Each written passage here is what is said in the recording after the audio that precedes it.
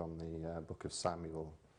That was quite nerve-wracking at the time, but it was nice. It was something I look on with a lot of fondness, because my speaking skills even at that age were thought highly of, and I was given the opportunity to do that. So it was a nice upbringing, I'd say. As I go into my late teenage years, my sort of resolve began to fade a bit. I wouldn't say I sort of went astray, but I particularly remember a pilgrimage that we went down to Lourdes, which is a site in the south of France, if you don't know it, where a lot of Catholic pilgrims go, and where the Virgin Mary was meant to have appeared to a girl there in the 19th century. And I remember being very disappointed by that, because it was basically it was people being exploited. It was just a commercial place, full of shops selling tacky items, and there wasn't much sanctity there, not much holiness, I would say. So I think from that point on, when I was about 16, I began to go to church less, and I wasn't as observant as I used to be.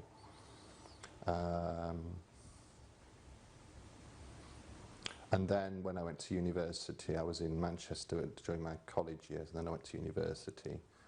And then I then started, I mixed with religious people, but from an Anglican background. So I joined the chapel choir. I had quite musical abilities, so I joined the chapel choir and went every Sunday to sing there, which was nice, because you don't really get that in Catholic services. Anglican services are much more interesting in terms of the musical side of it. So I started going to Anglican ceremonies when I was at university, and that lasted a couple of years, and then basically from that point on I stopped going to church completely. I sort of lost direction, I'd say, if you like. So by the end of university, until for a few years I stopped going. So I think that was the sort of beginning of the end of my Christian life, if you like. Yeah, I have them under myself why I sort of didn't stop believing. I mean, I never got to that point, I don't think, where I actually, stopped believing.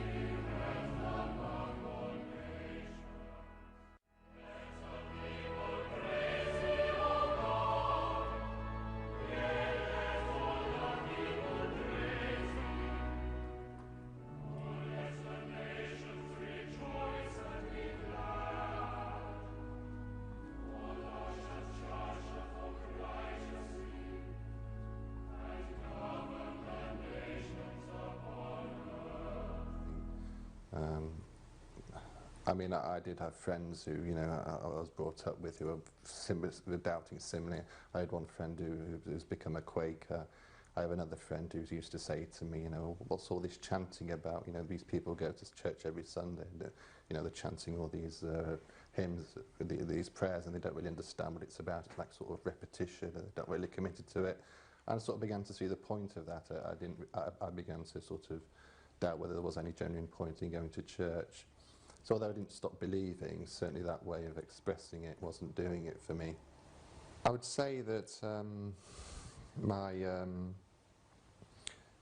main introduction to Islam, I'd had Muslim friends earlier than this at university, but only like peripherally, and I would say that it really started when I started work. I mentioned at the beginning I work in law, and I was working with a lawyer from about 2003 onwards, who was Muslim, We shared the same room. And gradually after time, he'd pray on his own in the room, and then he would ask me permission whether it would be okay if he prayed in the same room as me during lunch hours. And I said, yeah, that's fine, no problem. So gradually, sort of like by osmosis, I was being exposed to these, to what he was doing and his behaviour.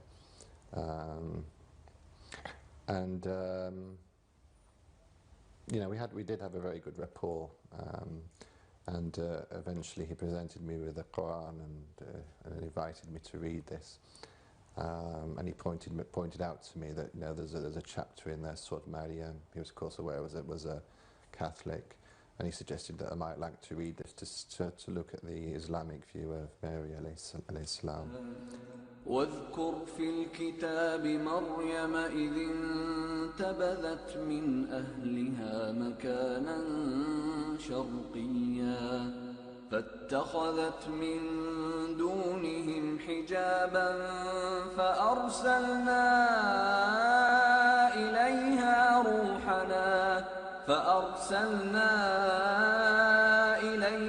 روحنا فتمثل لها بشرا سويا قالت إني أعوذ بالرحمن منك إن كنت تقيا قال إنما أنا رسول ربك لأهب لك غلاما زكيا قالت أنى يكون لي غلام ولم يمسسني بشر ولم أك بغيا قال كذلك قال ربك هو علي هين ولنجعله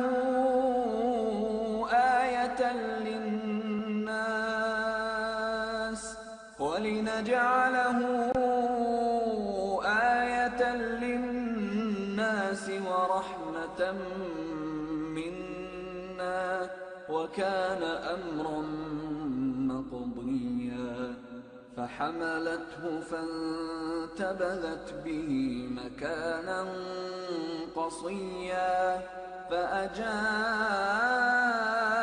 المخاض إلى جذع النخلة قالت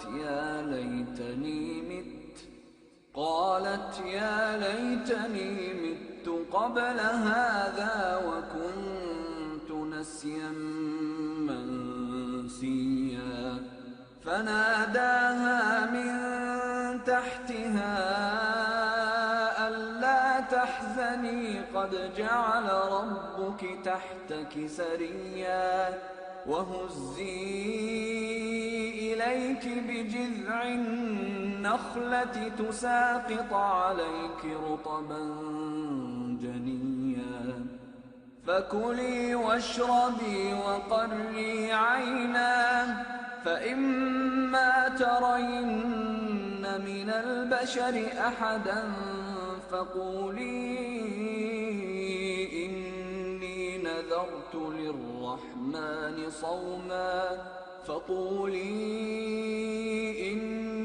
نذرت للرحمن صوما فلن أكلم اليوم إنسيا فأتت به قومها تحمله قالوا يا مريم لقد جئت شيئا فريا يا أخت هارون ما كان أبوك امرأ سوء وما كانت أمك بغيا فأشارت إليه قالوا كيف نكلم من كان في المهد صبيا قال إني عبد الله آتاني الكتاب وجعلني نبيا وجعلني مباركا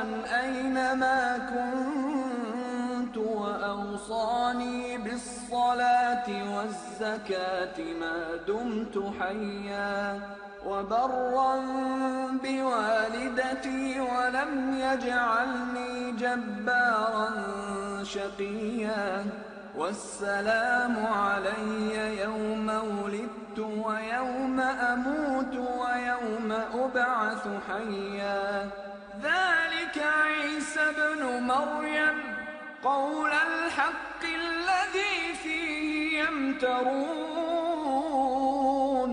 ما كان لله أن يتخذ من ولد سبحانه إذا قضى أمرا فإنما يقول له كن فيكون وإن الله ربي وربكم فاعبدوه هذا صراط مستقيم. So I did that, I suppose this was about 2007, 2008, no 2007.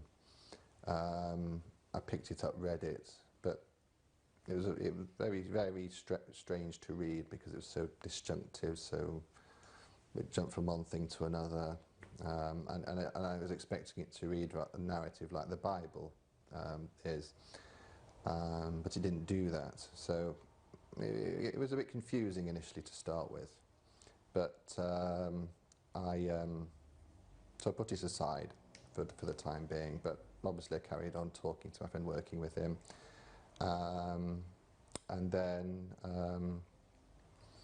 I picked it up again. Now, I suppose this is the point the penny dropped, I suppose, was about 2008, I'd say. In Christianity, you have something called the embarrassment factor. I don't know. I'm sure there's an expression in Arabic, but I don't know what it is. Basically, it says that in the Bible there are events which are so embarrassing or humiliating that they're unlikely to have been invented. So, for example, the examples are often given are Peter's denial of Jesus after the arrest, according to the biblical account, and the fact that Jesus was crucified alongside two criminals is also given as an example. But that never convinced me because there's an element of happy ever after to it. Peter becomes the first pope and he's martyred later, and of course the crucifixion is followed by the resurrection in the Bible. So there's an element of righting of wrongs.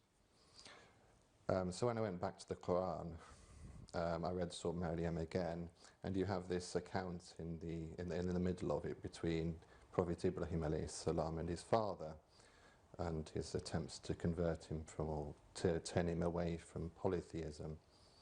And of course he's unsuccessful. The father kicks him out of the house, and that's the last, the last good thing we hear about his father. As far as we know, he never changed. واذكر في الكتاب إبراهيم إنه كان صديقا نبيا إذ قال لأبيه يا أبت لم تعبد ما لا يسمع ولا يبصر ولا يغني عنك شيئا يا أبت إني قد جاءني من العلم ما لم يأتك فاتبعني أهدك صراطا سويا يا أبت لا تعبد الشيطان إن الشيطان كان للرحمن عصيا يا أبت إني أخاف أن يمسك عذاب من من الرحمن فتكون للشيطان وليا قال أراغب أنت عن آلهتي يا إبراهيم لئن لم تنته لأرجمنك واهجرني مليا قال سلام عليك سأستغفر لك ربي إنه كان بي حفيا وأعتزلكم وما تدعون من دون الله وأدعو ربي عسى ألا أكون بدعاء ربي شقيا فلما اعتزلهم وما يعبدون من دون الله وهبنا له إسحاق ويعقوب وكلا جعلنا نبيا ووهبنا لهم من رحمتنا وجعلنا لهم لسان صدق عليا. So I read that and thought, well, hang on a minute, I can't really work out how that could have been made up. I mean, if a man was to make that sort of thing up, he would have either not put it in at all, or he would have, you know, smoothed it over in some way. Because what the basic message is that if you are monotheistic, like Prophet Ibrahim was, it can even cause divisions in the family. Now, who in the right mind would want to say something like that? And similarly, you have the account of Prophet Musa alayhi salam, and before he goes to Pharaoh, he makes the dua to make him more eloquent and to speak more naturally, because we know he had a speech defect. And who in the right mind would refer to a prophet's speech defects? It doesn't, you know, make any sense for somebody to insert that deliberately if the idea is to convert people or make people think again. So it has like a paradoxical effect. It's a sort of contradiction, if you like. So I suppose from that point on, the penny began to drop for me. There was something more real about Islam than I'd previously thought. But it took me some time before I actually made the step. So this was 2007, 2008, and I eventually converted in middle of 2010. I had to sort of pretend I was I was Muslim, so, you know, to cut out the things that I was doing before that if I became Muslim I couldn't do, because I was sort of concerned that you know, I may lapse, you know, I may have not the willpower to see it through. But alhamdulillah, you know, I managed to do the things that would normally be expected of me. In addition to that, I attended Arabic classes as well. That was in 2008. I attended Arabic classes, and I made very good progress with that. So that trained me in terms of reading the Quran and alhamdulillah, performing the salat. So that's, in a nutshell, how it all came about. So, I mean, the question is, well, you know, why did I follow the path of the Ahlulbayt? Well, I suppose the simple answer is it's where I felt. My friend was Shia. He had many Shia friends who he introduced me to, and you know, that's where I ended up. Although, you know, given what I've said earlier, the question is why didn't I think about Sunni Islam in any way? I mean, to give one example, I mean the prostration on the turba. I was doing that. I was performing my salat once in a Sunni mosque, and a brother came up to me and said, you know, why are you doing it this way? What are you prostrating on there? And I didn't have the answers for him at the time, but he was being quite aggressive at the time, and he, you know, suggesting I had some sort of fetish for this thing. But I was aware that there were hadith, which Sunni hadith, which referred to the turba, and I went back later and, you know, I found in Bukhari indeed there's a reference to prostrating on earth. So even in the Sunni literature, there is the methods of Salat, which unfortunately a lot of them don't perform. So, from my own studies, my own comparative research, I realised that the Ahlulbayt was made more sense, I'd say. Between the time when I was learning about Islam and I converted, I was comparing the two and doing lots of research on the internet. Again, it's just about looking at their own sources and seeing, well, there's hundreds of references to Imam Ali as the imam and Wadi al-Qum and that sort of thing.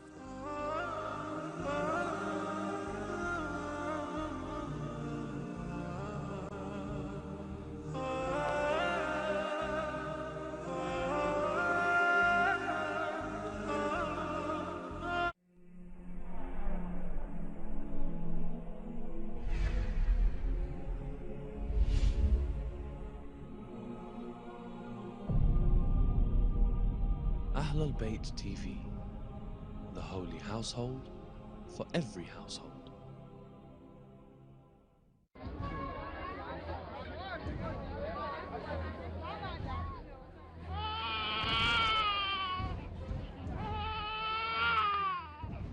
Before the Prophet and Islam, the birth of a daughter in a family was not an occasion for rejoicing, but was regarded with humiliation. Girls were buried alive. Women had no independence. They were not permitted to own property or inherit. Women had no rights to education, no choices in career, and no gender equality. Prophet Muhammad liberated women and brought rights to women which the West and Europe just recently introduced. Annie Besant, the prominent theosophist, orator, writer, and women's rights activist, and supporter of the Irish and Indian self-rule.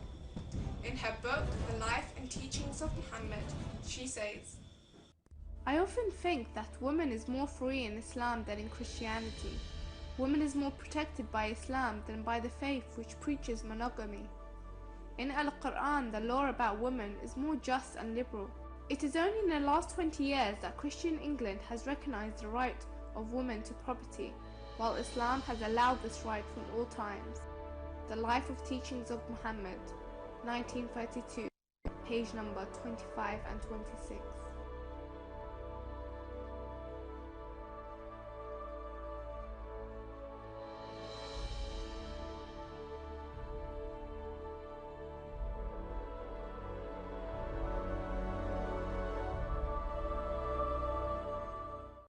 حق الأم.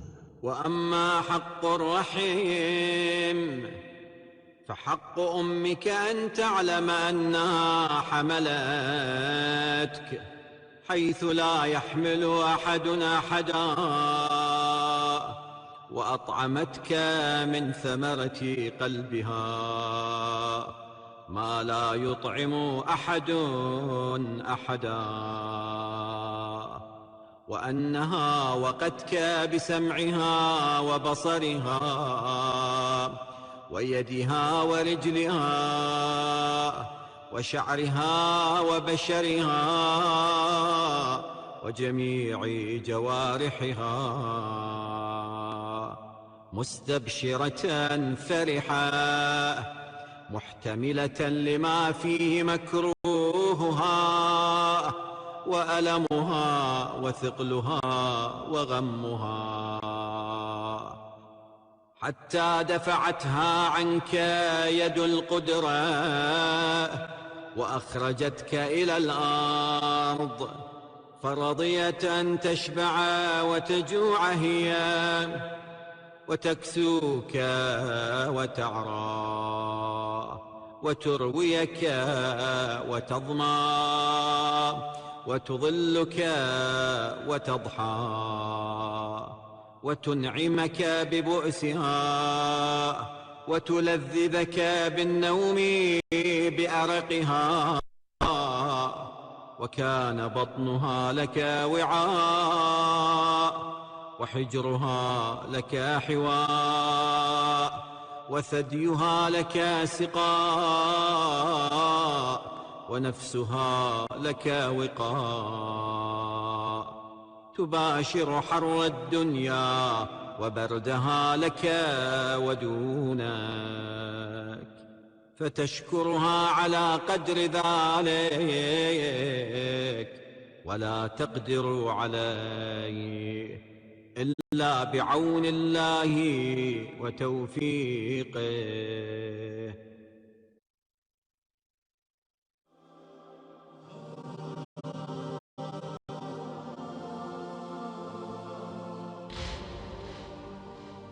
The Prophet said, "Verily God has weaned my daughter Fatima and her children and those who love them from the hellfire, and that is why she is named Fatima."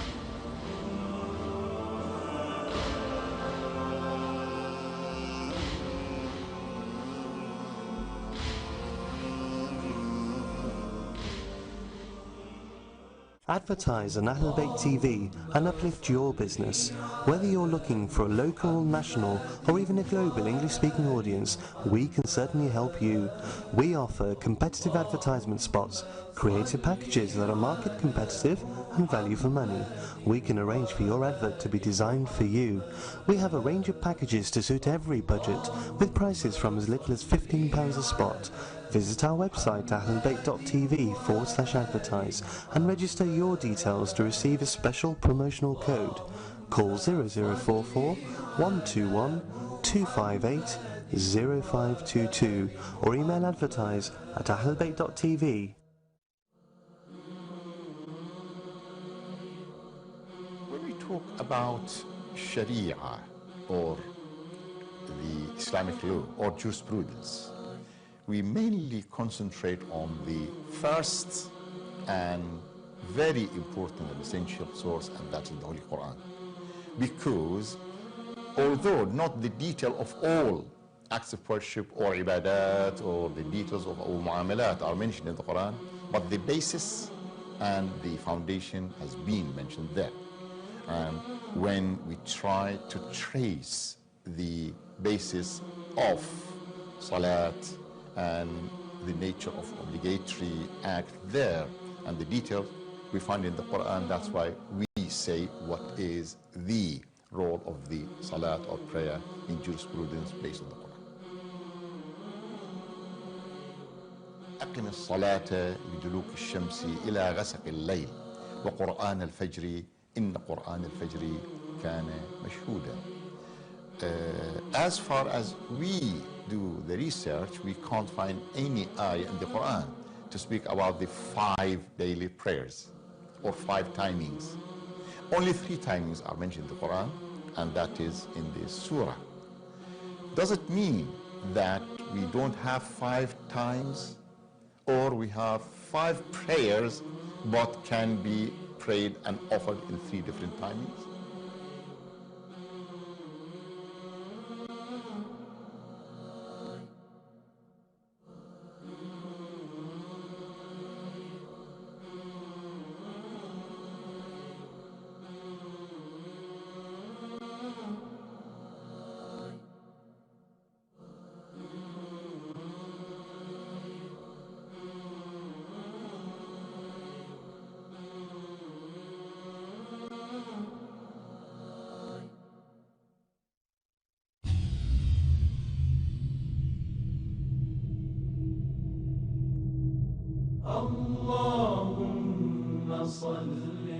Ahlulbayt TV, the holy household for every household.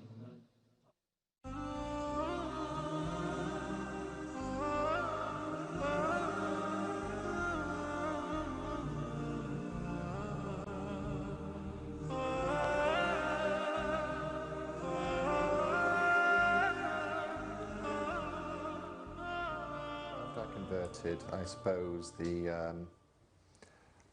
I made a decision I wasn't going to make an announcement straight away, because I didn't feel comfortable with that. I just wanted to see how things went, just behave normally, because what I didn't want people to think was that I'd gone mad or I was doing something rash or irrational. I wanted to be able to tell people yeah, actually, I've converted now, and it actually happened some time ago, even if only a few months ago. I thought that would make it easier in terms of people getting used to it.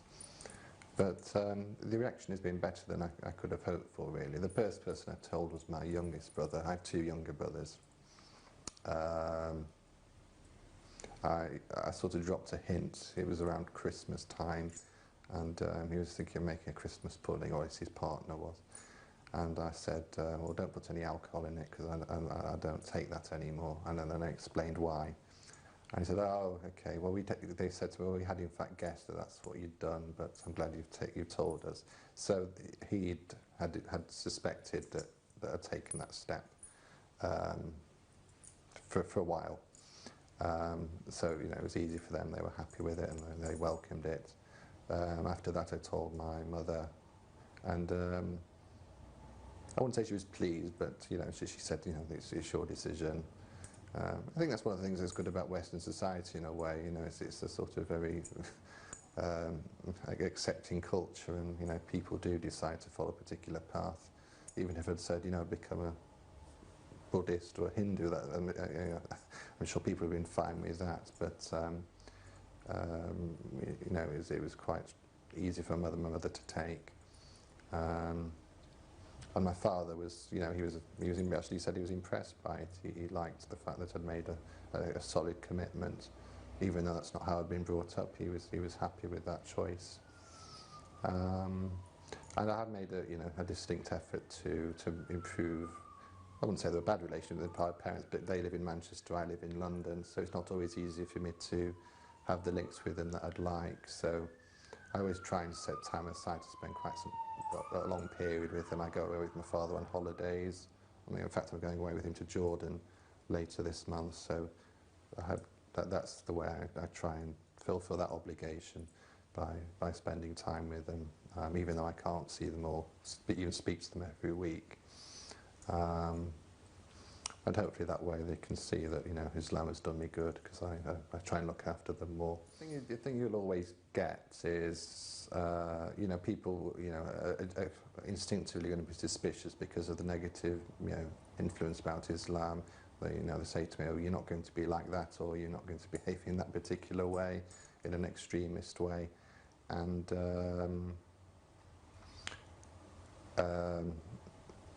that was one of the reasons that I sort of delayed it, if you like. I just wanted to make things appear as, you know, like business as usual, if you like. I hadn't changed psychologically as a person. I just had formed a different set of convictions and beliefs.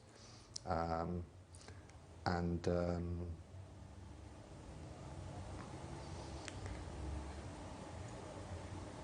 was just anxious as well, you know, I didn't want to portray myself as an extremist. It's difficult in terms of, you know, not attending things like Christmas and going to Christmas meals and that sort of thing, but that's, you know, they see that's, you know, that's fine. They don't have a problem with that. But that's one thing I do slightly miss. That sort of social gathering is has been a bit of a change for me, I'd say, keeping away from those sorts of things. You know, I try and make up for it in other ways, like the ways I've just mentioned. After I converted, I didn't really expect any dramatic changes and didn't really want there to be. I just wanted, you know, things to be as normal as possible. I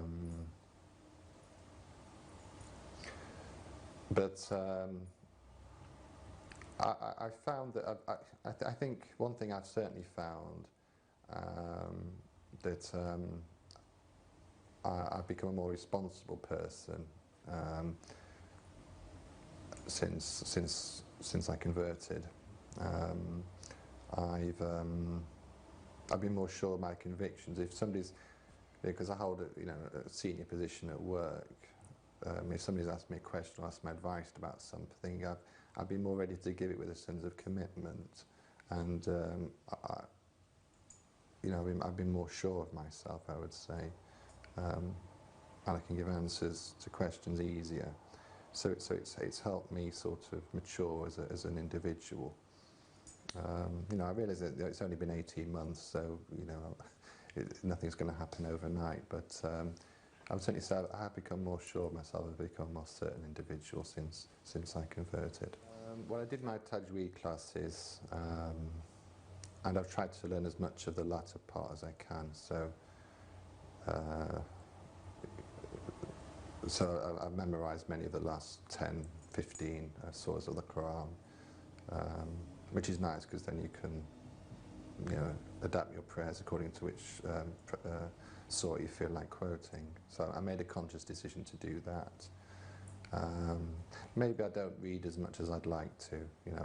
I'd like to sort of get into a habit of dedicating time aside, even if it's only a few times a week, to doing that, to learning more. I'm still reliant on the English, I would say. I haven't quite got to the stage where I'm confident reciting straight from the Arabic, but inshallah that will come. I would say, in terms of getting to know people through friends of friends, they've been extremely helpful. They've fallen over backwards to help me sometimes. In terms, I mean, if you're asking me, if I've been to Friday prayers, if people come up to me and introduce themselves, that's not really happened. People keep themselves to themselves, I think, in that setting, and there's not much interaction in that. And similarly at lectures I've been to at the Islamic Centre, people, you don't get people coming up introducing themselves or wanting to find out about you. So it has been slow in that respect. But I wouldn't expect strangers to come up and want to inquire about you. People are people. They like to keep themselves to themselves. And if I had one wish,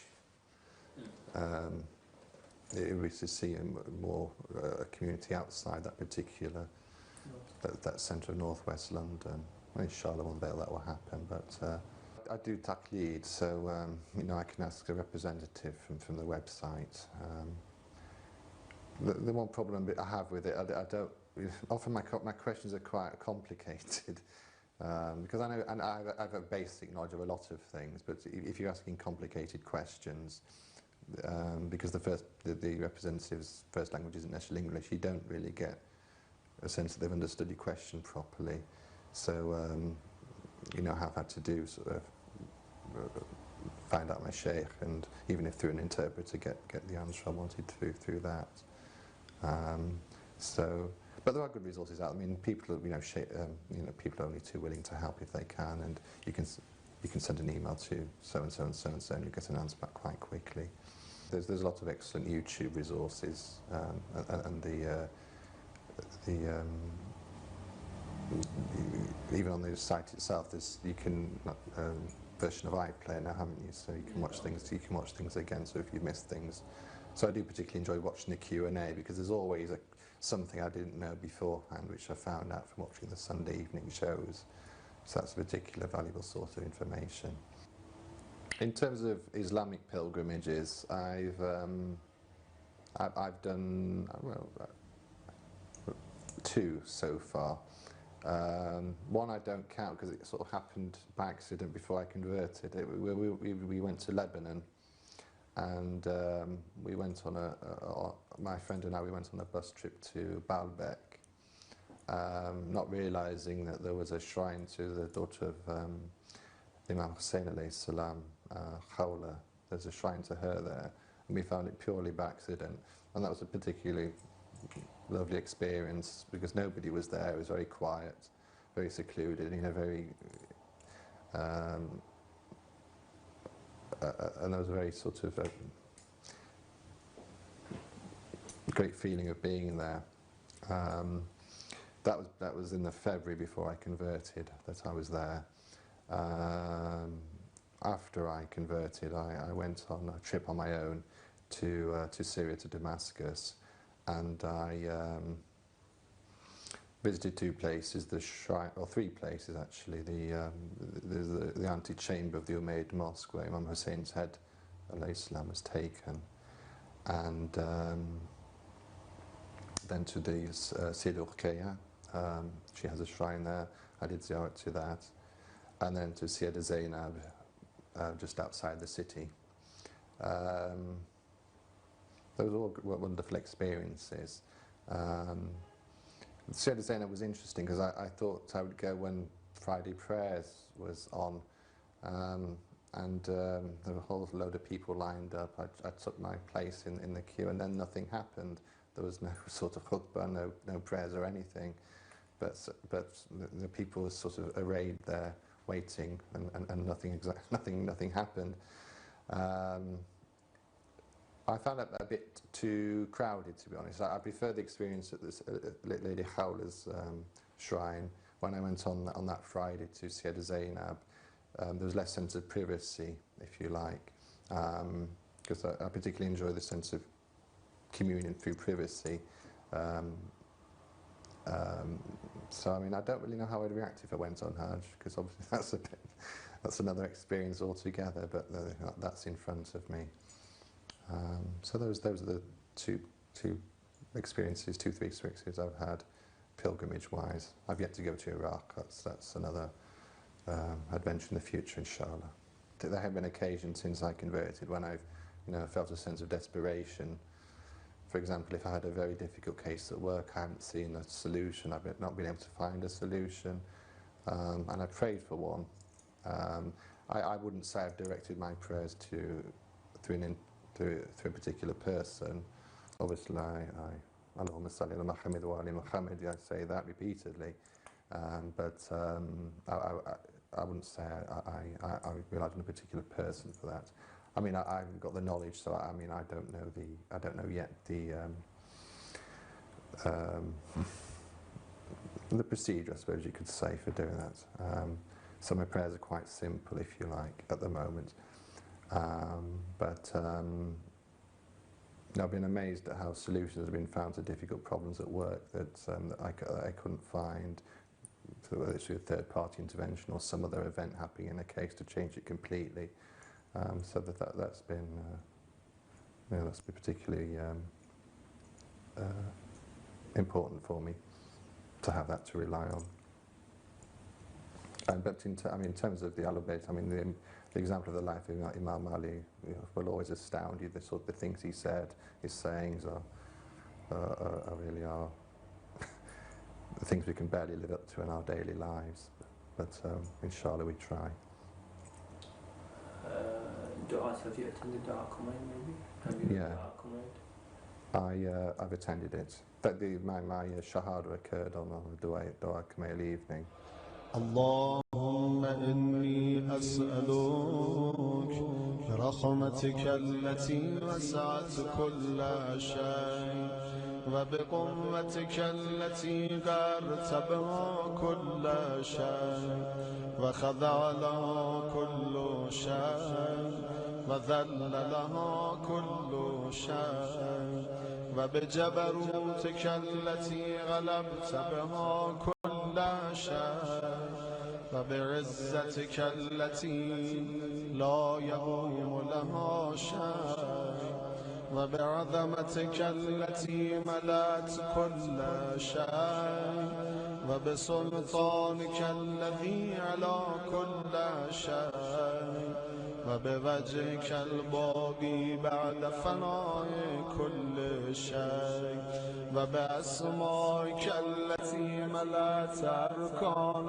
كل شيء وبعلمك الذي أحاط بكل شيء وبنور وجهك الذي أضاء له كل شيء يا نور يا نور يا أول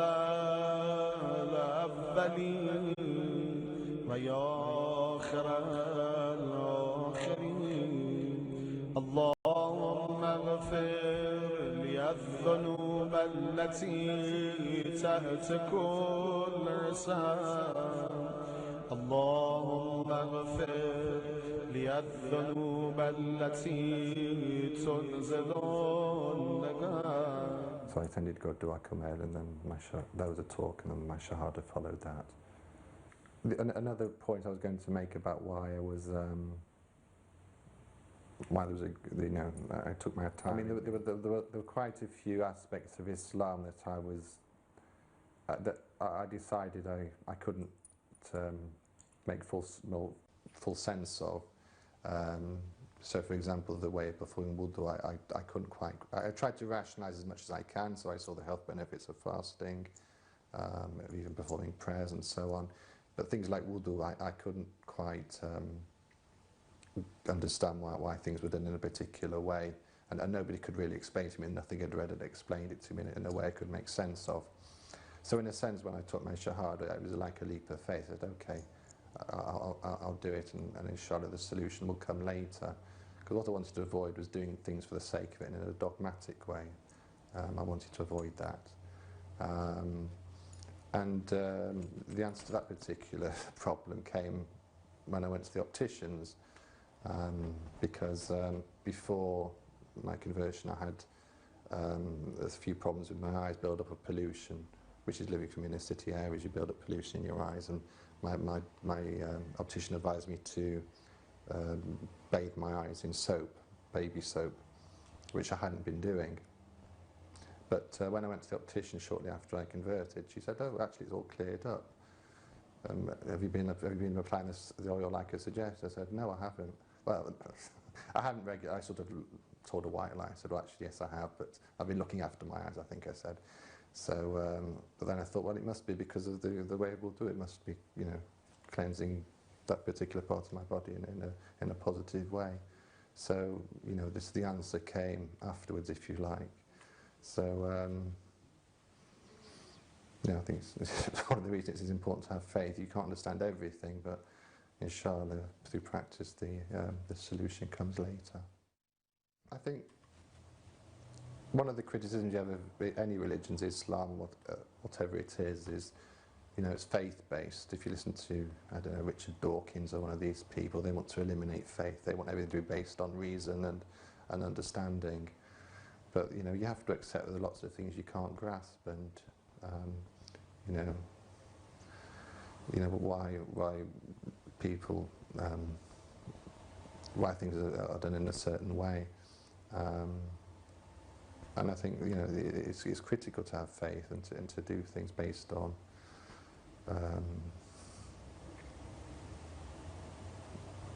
well, once you have the foundations, then the rest follows, I think. Even if you don't understand what the rest is at the time, the solution comes later.